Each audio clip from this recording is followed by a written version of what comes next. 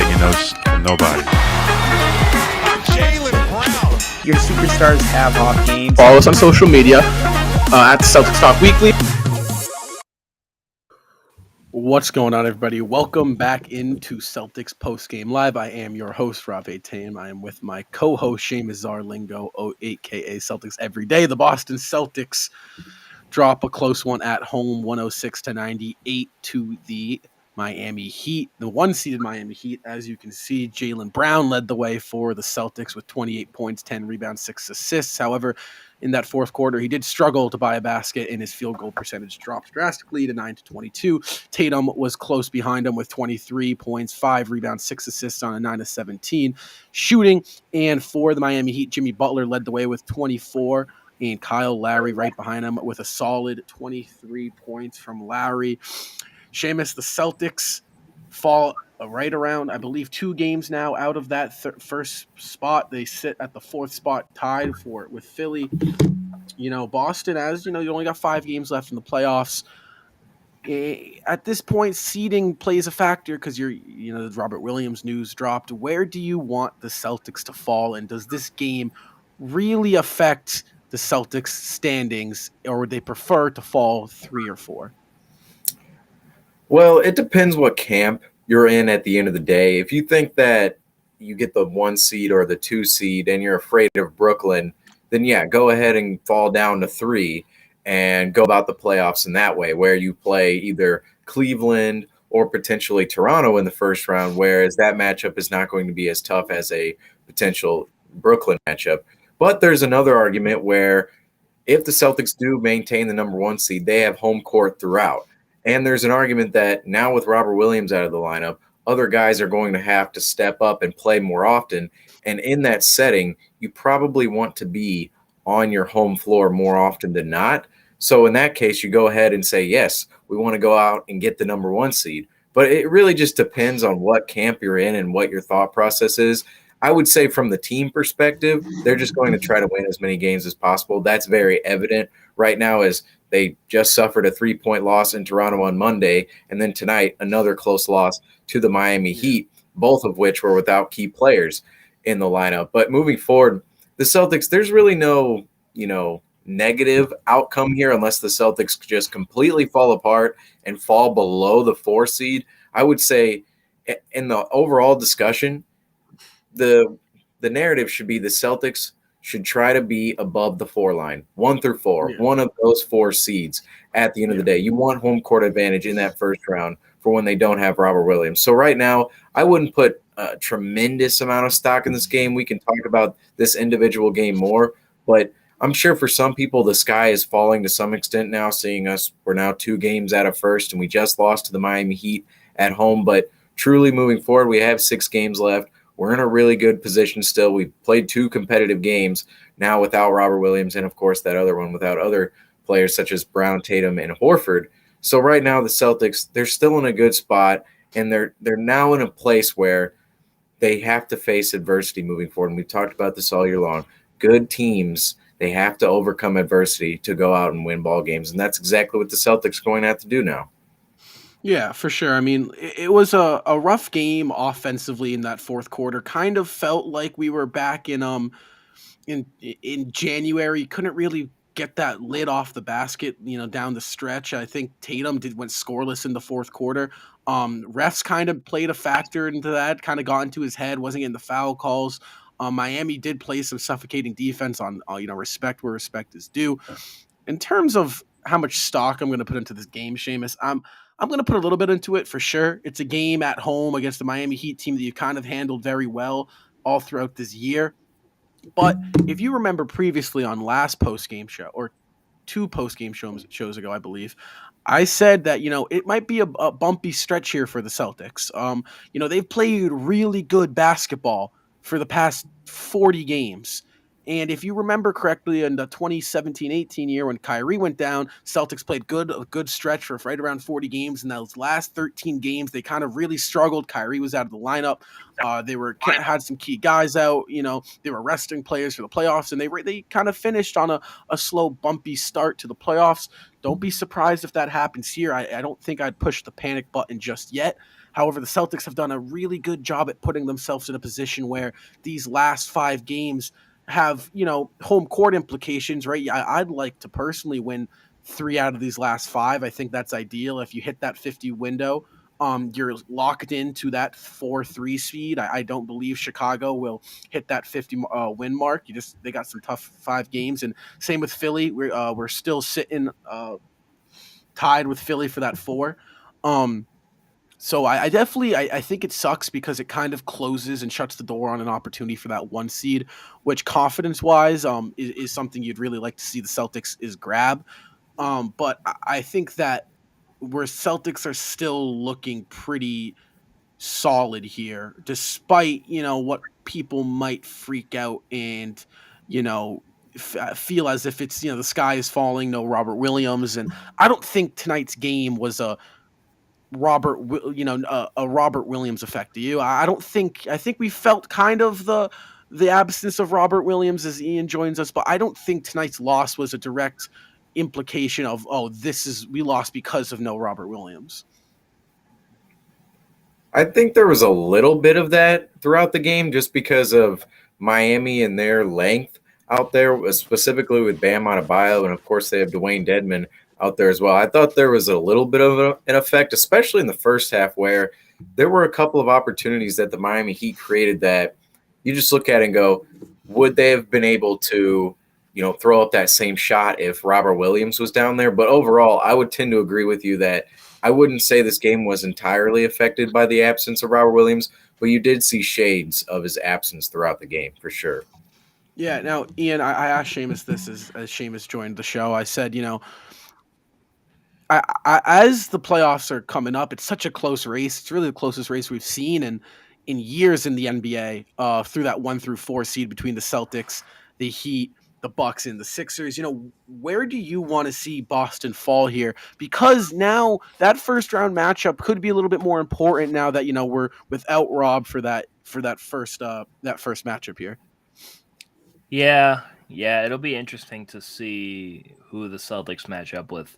You really can't make a prediction who the Celtics are going to face right now because depending on what happens during the rest of the season, the Celtics could be the 1 seed or they could be the 5th seed. Who knows? But yeah, honestly, it's going to be rough because it's kind of funny that the day the Celtics got the 1st seed, we were talking about how there was nobody that could beat the Celtics, and the Celtics looked unstoppable. But yeah, without Robert Williams, it's a little rough. I don't think Robert Williams not being there was a direct correlation to us losing that game. The Celtics kind of fell apart in the 4th quarter tonight. It was kind of an annoying game overall to watch. I'm not going to lie. I was just kind of annoyed the entire time.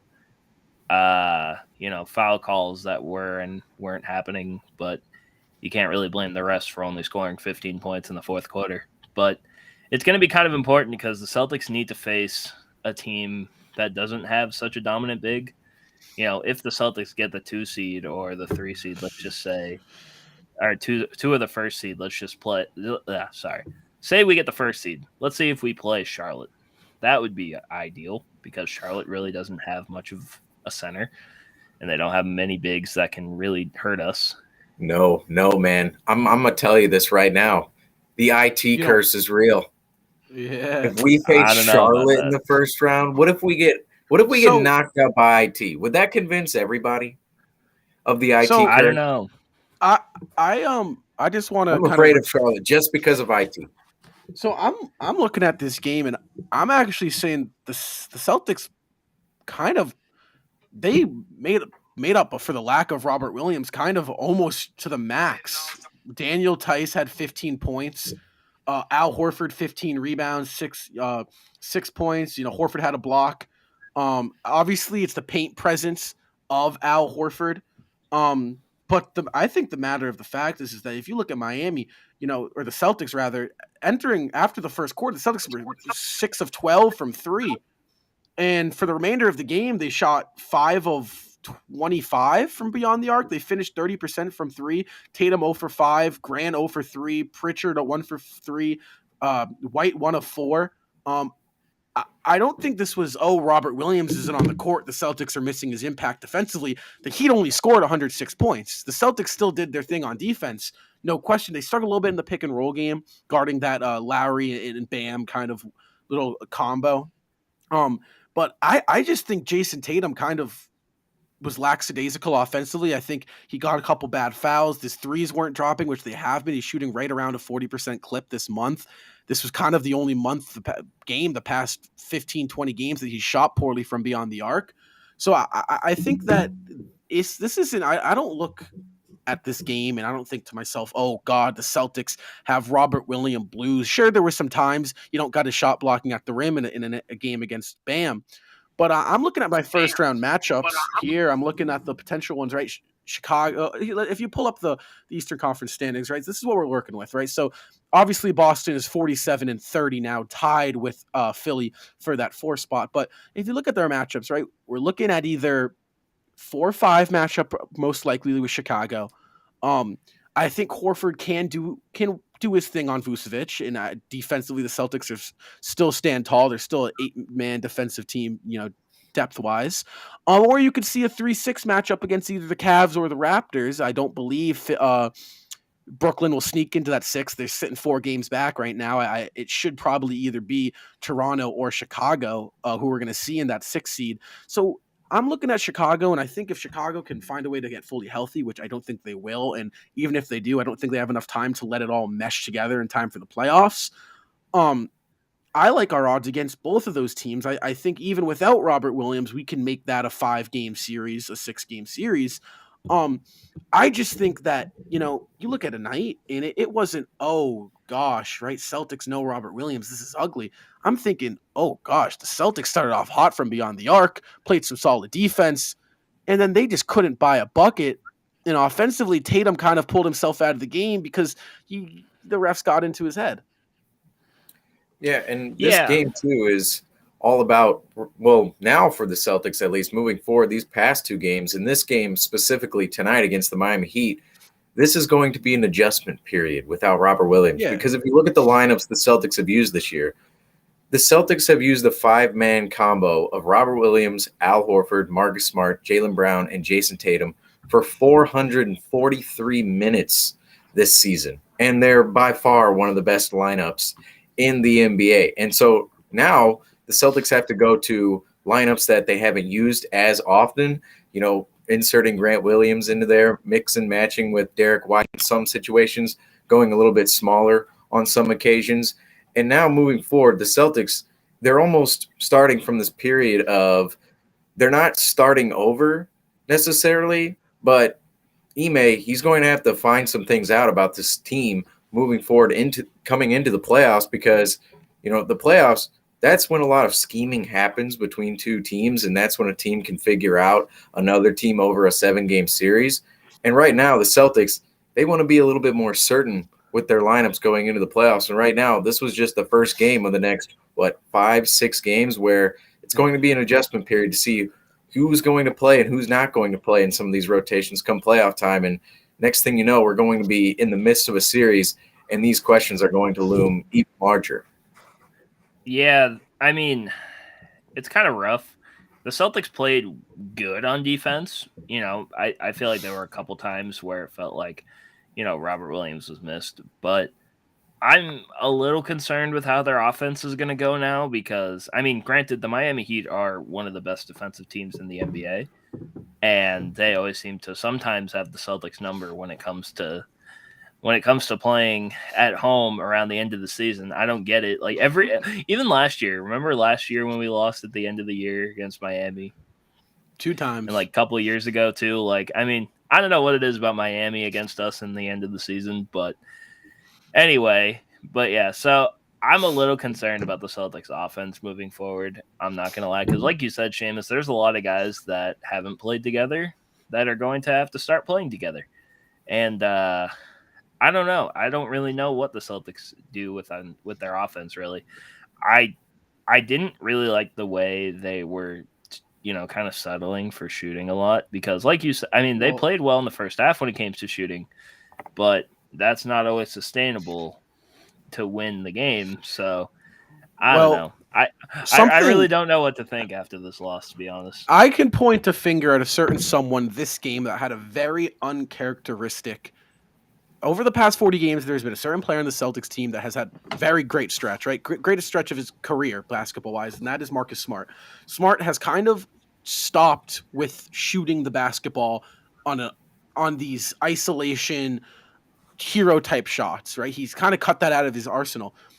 Tonight, he was 3 of 50. He took 15. He took 2 less shots than Jason Tatum tonight, folks. 2. He took double the amount of threes as Tatum, shot 3 of 10 from beyond the arc, 3 of 15 from the floor. It's 20%. Barely cracked double digits, had 10 points, 8 assists, 3 steals. If Marcus Smart, if you give 10 of those shots up, Smart, or we'll say 8 of those shots to someone else, I think the Celtics win this basketball game. I do think Marcus Smart he had 6 turnovers. I just think Smart had a very sloppy game, and you haven't seen that from him in a long time. However, that does bring us to our player spotlight. Jalen Brown, as you take a look at the leaderboards here, Jason Tatum still leads the way with that 18. That Jalen Brown's trying to catch up to him. Brown, with this one, hits the 13th. Smart, who we was just talking about, has 9, and good old Robert Williams will stand still at end the season at 5 player spotlights. With just 5 games left, we're going to have to see Jalen Brown kind of turn it up to see if he can tie his good friend Jason Tatum. But Seamus, Ian, I got to ask you guys, right? How was Marcus Smart's offensive impact? How did it hurt the Celtics tonight? Now, when it comes to Marcus Smart tonight, as much as I want to be a little angry about the fact that he took 15 shots, which was kind of annoying, but there was some situations where he was kind of forced to take some shots because it was the end of the shot clock and he just had to throw up a prayer to see if it'll go in. That happened a few times in this game. I noticed he had some nice passes. I think he ended with 8 assists. He was okay on that front, but when it came to shooting tonight, I don't know, maybe he was thinking since Robert Williams is gone, he needs to make up the difference. But I don't know, man.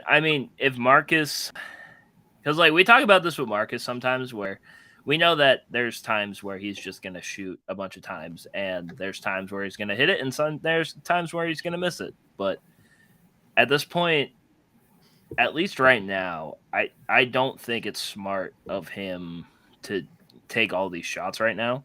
I feel like, the way he's been playing before tonight, and even before Toronto, he was passing the ball. He was engaged. It looked like the Heat kind of got the best of him tonight. He looked like he was trying to make up the difference for, I don't know, maybe he was just frustrated the whole night and he just tried to shoot his way out of, the slump he had. But, we'll have to see what happens moving forward. I don't suggest that he take 15 shots in every night unless he's hitting them, but that's just me. Yeah, and it's Marcus Smart giveth and Marcus Smart taketh away on the offensive end of the floor, because tonight Marcus Smart was a tremendous playmaker. He had a couple of plays that it just knocked your. It was one of those just electrifying, everyone in the garden gets up type of plays, and yet there are still those other type of plays where he's just shooting the ball ill-advised on a possession early in the shot clock or late in the game where there could have been another pass there, or you'd rather someone else take that shot. And it just goes along with the argument of Marcus Smart. As he takes more shots, he's not as efficient of a player as some of these other scorers out there, and that's the problem with him on the offensive end of the floor. And tonight's game really highlighted his, just highly inefficient side of his game on the offensive end of the floor in regards to his shooting. But hopefully moving forward, we won't see much more of this Marcus Smart we have over the past couple of games for some reason. In the last game, there was a clear and obvious reason for no Brown, no Tatum, no Horford, no Williams. But tonight, with Tatum, Brown, and Horford back into the lineup, you'd expect Marcus Smart to slot back into his typical role of just being a facilitator. Yeah. Yet we saw 15 shots from him tonight. 10 of those were three-pointers. And he only made 3 shots total. That's not going to work moving forward. But I wouldn't worry too much about Marcus Smart because, like you both mentioned, we've seen Marcus Smart turn his game around and play a different style these past couple of months. And there's no reason why we shouldn't think that he can go back to that style of play come playoff. Yeah, for sure. I mean, Pritchard only took 3 shots. I would like to see Pritchard hit that 6 or 7 mark. I think that if he can get 7 shots up, he'll be knocking down at least right around 3 or 4 from beyond the arc. That's usually the clip he shoots at. Now that you say that, maybe that's the reason why he took all those shots, because Peyton Pritchard, he's been great the last few games, but tonight he just couldn't get open. Anytime he was open, there was someone right there in his face. And well, when you look at Miami's bench, they got a lot of length. Duncan Robinson's a pretty tall guard. Same with Gabe Vincent and Tyler Hero. Not Hero, all of them not the best defenders. However, when you got a guy like Pritchard who you're going up against, they're long, right? They're long and they're tough to get shots over. So that is a good point, Ian. I do think that could have been a reason. However, no way, no how should Marcus Smart be taking 15 shots in a game where Jalen Brown and Jason Tatum are both playing. You got to get those shots to guys like Derek White, Peyton Pritchard. I would have liked to see Aaron Nesmith in this game, especially how we played against the Raptors. I think Nesmith could have made some good contributions, especially on the offensive side of things. I think there were some hustle plays that he could have gotten in there and done his thing. However, the Boston Celtics do drop a rough one at home to the Miami Heat. Let's take a look at our final box score once again. Like I said before, the Boston Celtics dropped to 47-30. The Miami Heat advanced for that one game away from that 50-win season mark that every basketball team tries to hit, 49-28. Jalen Brown led all Celtics scorers with 28. Tatum was not too far behind with 23. And Daniel Tice, am I seeing that right, Ian? That's your boy right there. 15 points, 6 of 6 from the floor, playing that Robert Williams role tonight pretty well. And over on the Miami Heat side of things, Jimmy Butler, 24, Kyle Lowry, 23, and the rest tacked along anywhere from 17 to 12. Guys, before we close out this show, what are your final thoughts and opinions on the Celtics loss tonight at home against the Miami Heat? Well, one thing I want to say about Daniel Tice. Tice was great offensively tonight.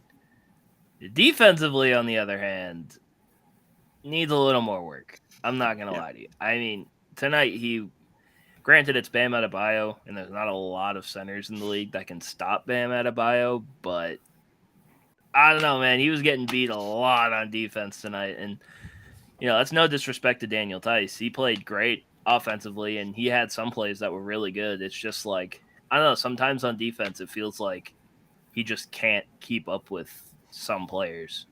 And I mean, I don't know, maybe that's just because this is a time where he's getting an expanding role for the first time in a while. So yeah, I mean, I'm hoping Daniel Tice can turn it around a little bit defensively to where, he can be a little better on that end of the court, but offensively he was really good tonight. I hope Rob Williams is okay. I really do. I can't wait to see him back on the court, because the Celtics are a different team with him there, versus when he's not. And I want to see what they can do moving forward, without him. The starters kind of need to figure out what they're going to do without him. Yeah, 2 things. Number one, the positives from this game are certainly there in terms of Daniel Tice playing the role he did, especially Ian, hit on it on the offensive end of the floor. Of course, I didn't really expect too much out of Daniel Tice tonight against Bam Adebayo. We already know that story from the 2020 Eastern Conference Finals, so to see him get a little shredded in that regard was not exactly the most surprising thing. But he did play a solid game on the offensive end of the floor, and he was – I mean, I don't want to say this is the most aggressive I've ever seen Daniel Tice play, because he's been here a while now all of a sudden, but he was really, really aggressive at some points during this game tonight, and he was aggressive as well on Monday in Toronto, and that's exactly what I want to see out of him moving forward with Robert Williams out of the lineup and his role now expanding with the team. But the other thing with this that I want to talk about is I worry just a little bit about their offense right now, just because the pick and roll aspect of their offense, where is it coming from now that Robert Williams is not in the lineup? They're running a lot. They're running a lot with Daniel Tice. And you can run some with Horford, but he's really not that player anymore. He's not a guy who can just go up and get lobs on other guys anymore. He's 35 years old. You don't want to put that much wear and tear on him. So I do wonder, without that aspect of your lineup, the Celtics, they're going to struggle to create offense at tonight down the stretch. They only get 8 points in this game, and maybe with Robert Williams, there's a couple more points throughout the fourth quarter. Maybe you pull out this game, and even throughout the game, the Celtics, there were opportunities that they just missed at the rim. Maybe it turns out differently, but I do worry a little bit about the offense and them losing that huge aspect of their offense because, we talk about for all these teams, what's one of the most efficient plays in the NBA? It's the pick and roll. You can create so much action off the pick and roll, and we had one of the best pick and roll centers in the league in our lineup, and now with that being taken away, I certainly have some questions on where the extra points are going to come from now, and we'll just have to see moving forward. Yeah, for sure. Well, the Celtics have their work cut out for them. They have 2 more games at home, 2 games that they could potentially kind of just get their feet, settled before the playoffs, before that stretch of basketball, try to figure some things out with Robert Williams out of lineup. Our next game is against the Indiana Pacers at home Friday, the 1st of April. That game starts at 7:30. We'll have you covered right back here at BSML live after the final buzzer. Guys, Celtics, like I said, drop a tough one at home, but they look to bounce back. I'm Rob. Next to me is Seamus, and below me is my boy Ian. Celtics, hopefully they recover